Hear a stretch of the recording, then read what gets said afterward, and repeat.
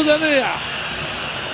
كرة لمحمود كهرباء، الصوب جانب الحارس بيرسي تاعو. كهرباء الكونغولي، هذه كرة خطيرة، التصويب يحسب في الايام، عنده الساعة معاه. كهرباء